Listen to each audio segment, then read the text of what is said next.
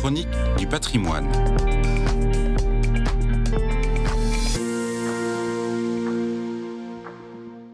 Bonjour.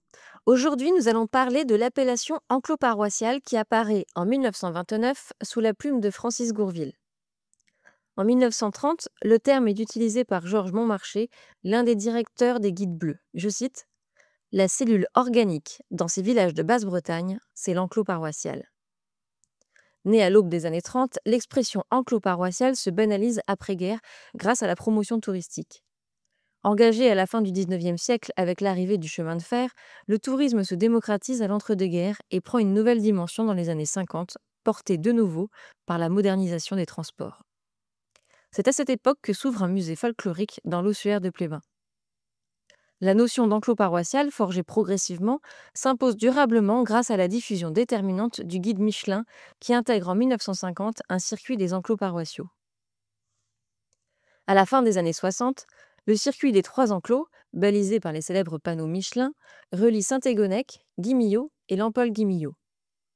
Les ossuaires se transforment en petits commerces de cartes postales ou en musées, comme à Sizun en 1965.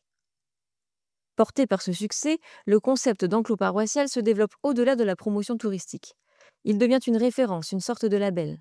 Hôtels, bars, crêperies, galettes et événements utilisent le mot enclos.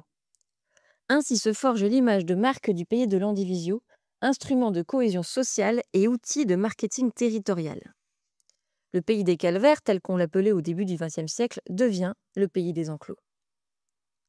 Le regard de l'autre, voyageur ou artiste, façonne la représentation de l'enclos chez les habitants. La fréquentation des lieux produit la patrimonialisation. Ce processus s'accompagne parallèlement d'une baisse de la pratique religieuse. Le rapport des habitants à l'ensemble religieux se transforme. Dans la nuit du 7 juin au 8 juin 1998, un incendie se déclare dans l'église de Saint-Égonnec. 7 ans plus tard, la restauration sera achevée. Mais ce choc fait prendre conscience, s'il en était besoin, de l'attachement des habitants au lieu. Cet attachement se manifeste depuis de nombreuses années dans les actions de valorisation du patrimoine sous toutes ses formes et par l'engagement des bénévoles qui, chaque jour, permettent au public de pénétrer dans les églises. Les restaurations récentes ou la création contemporaine rappellent que les enclos sont des espaces en perpétuelle mutation qui inspirent encore les architectes contemporains. Pendant des siècles, l'enclos fut au centre de la vie des habitants. Il fut le ciment de la communauté.